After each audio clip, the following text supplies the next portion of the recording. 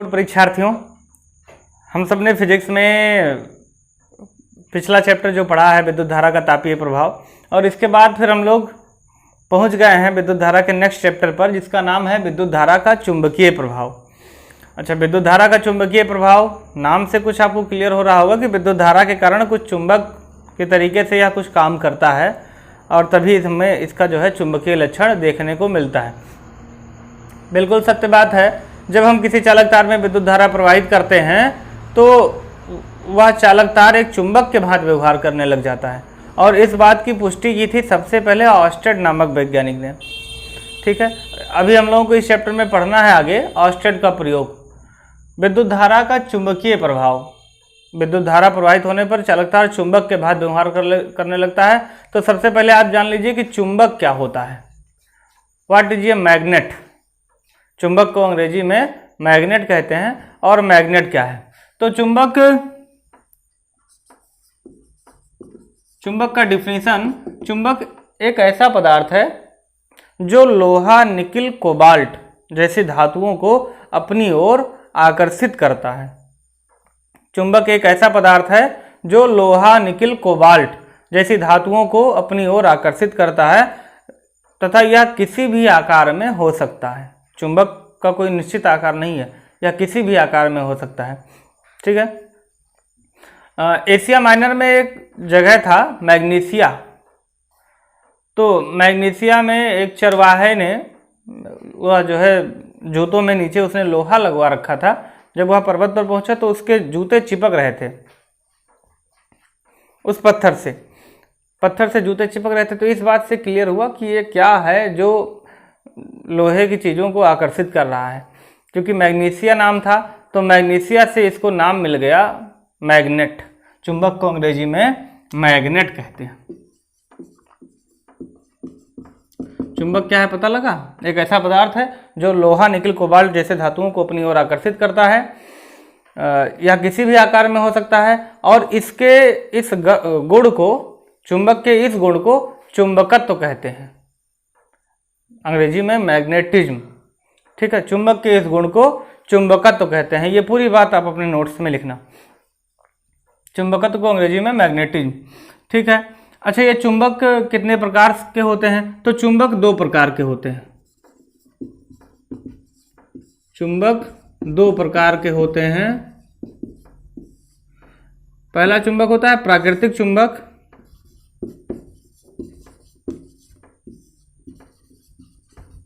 और दूसरा चुंबक होता है कृत्रिम चुंबक।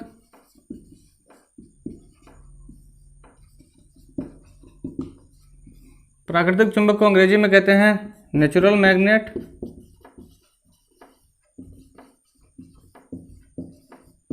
कृत्रिम चुंबक को कहते हैं आर्टिफिशियल मैग्नेट।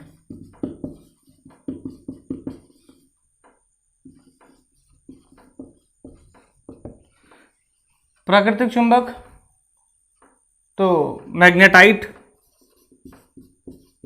इसका उदाहरण मैग्नेटाइट, जिसको लोहे का ऑक्साइड भी कहते हैं।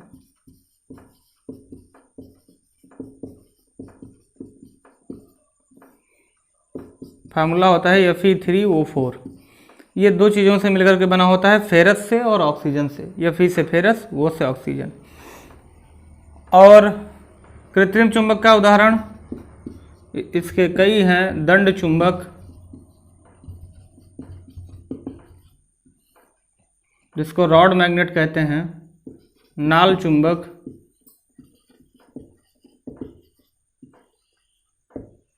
ठीक है, ये कृत्रिम चुंबक हो गया। दो प्रकार का चुंबक। अभी चुंबक में और क्या क्या चीज़ें होती हैं? तो चुंबक में दो ध्रुव होते हैं। ये ध्रुव क्या चीज़ है? तो चुंबक में दो बिंदु ऐसे होते हैं जहां पर उसका चुंबकीय गुण अधिकतम मात्रा में होता है, अर्थात चुंबकत्व तो ज़्यादा होता है, आकर्षित करने की क्षमता ज़्यादा होती है। चुंबक के दोनों किनारों पर, जैसे मान लीजिए एक चुंबक ले लिए हम, दंड चुंबक ले लिए, रॉड मैग्नेट, ये हो गया। तो इसके जो दोनों किनारे हैं, दोनों किनारों पर इसका चुंबकत्व तो ज़्यादा होता है, आकर्षित करने की क्षमता ज़्यादा होती है। अच्छा, कैसे क्लियर करोगे कि ज़्यादा होती है? तो एक काम करना, आप पिन होता है ना लोहे का, तो लोहे का ढेर सारा पिन लेना और उसी में एक ठू आप दंड चुंबक घुमा देना। लोहे का पिन बिछा करके उसके ऊपर से, जैसे बेलन चलाते हैं, घर में मम्मी रोटी पकाती है ना, बेलन चलाती हैं, तो उसी तरीके से आप दंड चुंबक लेना और लोहे के पिन के ऊपर चला देना। चलाने के बाद में फिर आप दंड चुंबक को उठा लेना। अपने चुंबक आप उठाएंगे तो लोहे का पिन सब चिपका हुआ मिलेगा आपको चुंबक से। चुंबक जब आप ऐसे उठाए इसको, तो आप देखेंगे कि इसके दोनों किनारों पर ज़्यादा चुंबक लटके हैं, बीच में कम है, और दोनों किनारों पर ज़्यादा पिन लटके हुए हैं और बीच में पिन की संख्या कम है। दोनों किनारों पर चुंबकत्व का मान ज़्यादा होता है, इसलिए इन दोनों किनारों को हम लोग ध्रुव कहते हैं, चुंबक का ध्रुव। एक को उत्तरी ध्रुव कहते हैं, नॉर्थ पोल, और दूसरे को दक्षिणी ध्रुव, साउथ पोल। ठीक है, अब हेडिंग डालेंगे आप चुंबक के ध्रुव,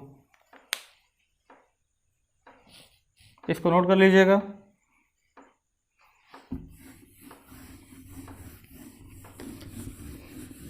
चुंबक के ध्रुव, पोल्स ऑफ ए मैग्नेट।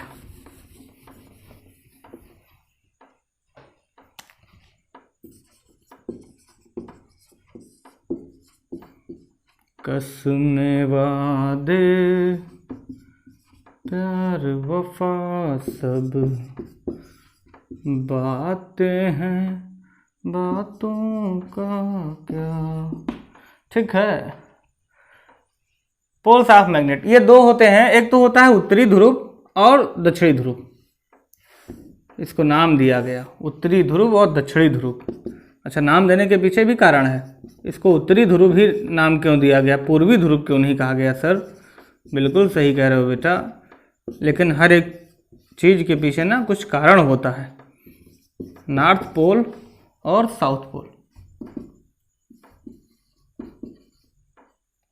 क्या सर पहले दक्षिणी लिख देते, कोई बात नहीं।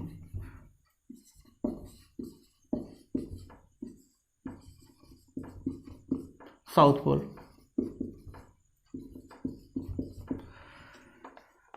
ये दो ध्रुव होते हैं, कोई भी चुंबक है तो उसके दो ध्रुव होते हैं, एक नॉर्थ पोल होगा, दूसरा साउथ पोल होगा। इसको नॉर्थ और साउथ इसलिए कहा गया क्योंकि जब हम इस चुंबक को एक पतले रस्सी से, पतले डोरी से बांध करके और स्वतंत्र रूप से लटका दें, जैसे ये हमने अपना चुंबक ले लिया और ये रस्सी लगा दिया, ये रस्सी, इसके सहारे से बीचों बीच में हमने चुंबक के बांध दिया रस्सी को, डोरी को, और ये चुंबक हमने ले लिया, ऊपर छत से लटका दिया। छत से लटकाने के बाद में कुछ देर तक तो घूमेगा, चारों दिशाओं में घूमेगा, इधर उधर भी घूमेगा, लेकिन जब यह रुक जाएगा, पृथ्वी के गुरुत्वाकर्षण के कारण ज़्यादा देर तक ये गति कर नहीं पाएगा, लगातार वह विरोध करता रहेगा, तो इसका वेग जो है एक स्थिति में शून्य होगा, ये रुक जाएगा। तो ये चुंबक कभी भी जब रुकता है तो यह उत्तर दक्षिण दिशा में रुकता है, पूर्व पश्चिम दिशा में कभी नहीं ठहरता। चुंबक सदैव उत्तर दक्षिण दिशा में ही रहता है। अच्छा, इसी तर्क का उपयोग करके फिर कंपास का निर्माण हुआ था। बहुत पहले जहाज़ों में कंपास से ही दिशा निर्धारण किया जाता था। कंपास, जिसको चुंबकीय सुई कहते हैं, तो चुंबकीय सुई में चुंबक लगा होता था, तो चुंबक होने के कारण वह सदैव उत्तर दक्षिण दिशा में रुकता। तो उत्तर और दक्षिण दिशा जब क्लियर हो जाता ना, तो उससे क्लियर हो जाता है कि पूरब कौन सा है, पश्चिम कौन सा है, और हम किस दिशा में जा रहे हैं। अगर उत्तर इस तरफ है, हम इस तरफ बढ़ रहे हैं, तो किस दिशा में जा रहे हैं, इससे क्लियर हो जाता था डायरेक्शन। ठीक, ये चुंबक हमेशा उत्तर दक्षिण दिशा में ही ठहरता है, इस कारण से इसके ध्रुवों को नाम दिया गया। जो ध्रुव उत्तर की ओर रहता है उसको उत्तरी ध्रुव, और जो दक्षिण की ओर रहता है उसको दक्षिणी ध्रुव। ये दंड चुंबक है, इसके दो ध्रुव नॉर्थ और साउथ, ये नाम दे दिया जी। इसमें भी ये नॉर्थ हो गया, ये इसका साउथ हो गया। अच्छा, एक बात और जान लो, अगर दो चुंबक हो हमारे पास और दोनों चुंबक को हम करीब लाएं, तो एक स्थिति ऐसी होती है कि दोनों चुंबक एक दूसरे को आकर्षित करते हैं, दोनों चुंबक एक दूसरे को खींच लेते हैं बहुत तेजी से, अट्रैक्टिव फोर्स लगाते हैं। और एक स्थिति ऐसी होती है जब दोनों चुंबक एक दूसरे को प्रतिकर्षित करते हैं, रिपल्सिव फोर्स लगाते हैं, एक दूसरे को धक्का देते हैं, दूर भागते हैं। आपने प्रैक्टिकल किया होगा ऐसा, और नहीं किया हो तो करके देखो। एक स्थिति ऐसी होती है कि दोनों चुंबक एक दूसरे को खींच लेते हैं, एक स्थिति में दोनों एक दूसरे को धकेल देते हैं। खींचते कम है, धकेलते कम है। अच्छा, ये नॉर्थ के सामने अगर साउथ जाएगा, नॉर्थ के सामने अगर साउथ सिरा जाएगा तो ये इसको अट्रैक्ट करेगा, आकर्षित करेगा। साउथ के सामने नॉर्थ जाएगा तो ये इसको अट्रैक्ट करेगा, आकर्षित करेगा। ये नॉर्थ भी साउथ को अट्रैक्ट करेगा, साउथ भी नॉर्थ को अट्रैक्ट करेगा। दोनों एक दूसरे पर बल लगाएंगे, बहुत तेज़ी से दोनों आकर्षित कर लेंगे, मिल जाएंगे इस तरीके से। अगर आपने कस के बल नहीं लगाया है तो, कस के बल लगाए हो नहीं मिलने देंगे तो कोई बात नहीं भाई, तब तो आप ही हैं राणा जी। अच्छा कोई बात नहीं, सुनो। तो जब इसके विपरीत ध्रुव आमने सामने होते हैं तब इनके बीच में आकर्षण बल, और जब समान ध्रुव होते हैं आमने सामने, नॉर्थ के सामने नॉर्थ पहुंच जाएगा, साउथ के सामने साउथ पहुंच जाए, तो ये दोनों एक दूसरे पर प्रतिकर्षण बल लगाएंगे, एक दूसरे को दूर धकेलेंगे। ठीक है, तो इसके विपरीत ध्रुव सामने होने पर आकर्षण, समान ध्रुव सामने होने पर प्रतिकर्षण होता है। कभी ऐसा हो सकता है कि हम इसको काट दें बीचों बीच से, तो इसका नॉर्थ अलग हो जाए, साउथ अलग हो जाए। तो नहीं, ऐसा नहीं हो सकता, क्योंकि यह चुंबक ना असंख्य छोटे छोटे चुंबकों से मिलकर के बना है। हम इसको जब बीच से काट देंगे, ऐसे काट के अलग कर दिए, तो ये फिर से इधर नॉर्थ था, यहाँ साउथ जनरेट हो जाएगा स्वतः। इसका नॉर्थ चला गया है तो ये नॉर्थ जनरेट कर लेगा स्वतः, फिर से इसमें इसके दोनों ध्रुव तैयार हो जाएंगे। इसको फिर से काटेंगे तो ये और अपना तैयार कर लेगा, क्योंकि इसमें असंख्य छोटे छोटे चुंबक मिले हुए हैं, जिसमें नॉर्थ साउथ है, नॉर्थ साउथ है, नॉर्थ साउथ है, नॉर्थ साउथ है, सबके पास है। ठीक है, तो ये इसका ध्रुव फिर से तैयार हो जाता है। हम इसके ध्रुवों को काट करके अलग नहीं कर सकते। चलिए नोट कर लीजिए इतनी बात को। फिर हम लोग जानते हैं कि चुंबकीय क्षेत्र क्या होता है। चलिए अगला हेडिंग, चुंबकीय क्षेत्र।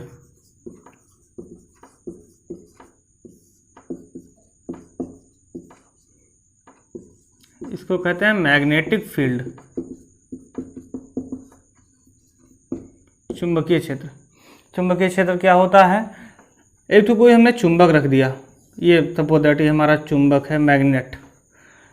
हमने एक तो चुंबक रख दिया बीच में, ठीक है, तो ये चुंबक अपने चारों ओर एक क्षेत्र बनाएगा, एक क्षेत्र इसके चारों ओर तैयार हो जाएगा, जिसमें अगर कोई लोहे की वस्तु आ गई या कोई चुंबकीय सुई हमने रख दिया, चुंबकीय सुई बताता है कि यहाँ पर कोई चुंबक है कि नहीं, वो घूम जाएगा।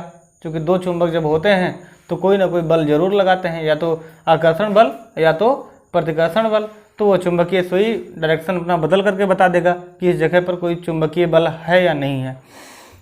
तो इस बीच में चुंबक रखा हुआ है, इसके चारों ओर एक ऐसा क्षेत्र बन जाता है कि इस क्षेत्र में हम चुंबकीय सुई लाएं या कोई लोहे की वस्तु लाएं तो उस पर यह अपना बल लगाता है, चुंबकीय बल आरोपित करता है, या इसके चुंबकीय गुण पाए जाते हैं, देखे जाते हैं, परिलक्षित होते हैं। तो वह पूरा क्षेत्र इसका चुंबकीय क्षेत्र कहलाएगा। यह चुंबकीय क्षेत्र दूरी बढ़ने के हिसाब से कमज़ोर होता जाता है, वीक हो जाता है, दुर्बल हो जाता है। यहाँ पर चुंबकीय क्षेत्र का मान ज़्यादा होगा, चुंबक के बहुत नज़दीक है, बहुत नज़दीक है। दूरी का मान अगर कम होता है तो बल का मान ज़्यादा हो जाता है। अब यही दूरी अगर हम और बढ़ा दें, यहाँ पर अगर हम कोई लोहे का पिन रखें तो ये इस लोहे के पिन पर उतना बल नहीं लगा पाएगा जितना यहाँ इस जगह पर बिंदु ए पर लगा रहा था। बिंदु बी पर बल का मान कम हो जाएगा, बिंदु सी पर और कम हो जाएगा, बिंदु डी पर या बिंदु ई पर अभी चुंबकीय क्षेत्र के बाहर हो जाए तो यहाँ पर बल का मान क्या हो जाएगा, शून्य हो जाएगा। यहाँ पर लोहे का पिन होगा तो इस पर कोई बल नहीं लगा पाएगा। ठीक है जी। तो ये किसी भी चुंबक के चारों ओर का वह क्षेत्र जिसमें कोई लोहे का वस्तु या कोई या कंपास सुई में परिवर्तन परिलक्षित होता है या कोई बल आरोपित होता है तो वह पूरा क्षेत्र चुंबक का चुंबकीय क्षेत्र कहलाता है। यह दूरी बढ़ने के हिसाब से दुर्बल होता है। ठीक है, दूरी का मान कम तो बल ज़्यादा, दूरी का मान ज़्यादा तो चुंबकीय बल का मान कम हो जाएगा। ये हो गया चुंबकीय क्षेत्र। इसमें लिख देना किसी भी चुंबक के चारों ओर का वह क्षेत्र जिसमें कोई लोहे का पिन रखने पर उस पर चुंबकीय बल आरोपित होता हो, चुंबक का चुंबकीय क्षेत्र कहलाता है। और चुंबकीय क्षेत्र के बाद में अब अगला हेडिंग चुंबकीय क्षेत्र की तीव्रता। चुंबकीय क्षेत्र की तीव्रता। चलिए उससे पहले चुंबकीय बल रेखाएं जान लीजिए। चुंबकीय बल रेखाएं, एक हमने चुंबक ले लिया, दंड चुंबक, इसका ये नॉर्थ सिरा हो गया, ये साउथ सिरा हो गया। अच्छा, अगर हम इस चुंबक के चारों ओर लोहे का चूर्ण बिखेर दें, लोहे का चूर्ण गिराएं, तो वह कुछ ऐसे इस दिशा में ऐसे हमको दिखाई पड़ता है, इस तरीके से। वह काल्पनिक रेखा, चुंबकीय क्षेत्र में खींचा गया वह काल्पनिक रेखा जो चुंबकीय बल रेखाओं की दिशा निर्धारित करता है, चुंबकीय बल रेखाओं की दिशा निर्धारित करता है, चुंबकीय बल रेखा कहलाता है। अरे चुंबकीय बल की दिशा जी इस तरीके से होता है, ये नॉर्थ से साउथ की ओर जाता है चुंबकीय बल, नॉर्थ से साउथ की ओर बाहर, और अंदर चुंबकीय क्षेत्र के अंदर साउथ से नॉर्थ की ओर आता है ये। ठीक। अच्छा, इन चुंबकीय बल रेखाओं में कुछ गुण होता है। पहली बात तो ये कि इसके किसी भी बिंदु पर अगर हम स्पर्श रेखा खींचेंगे तो इसके चुंबकीय क्षेत्र की तीव्रता या चुंबकीय बल की दिशा को प्रदर्शित करेगा। इस बिंदु पर हमने कोई स्पर्श रेखा खींच दिया तो यहाँ पर पता लगेगा कि चुंबकीय बल इस दिशा में कार्य कर रहा है।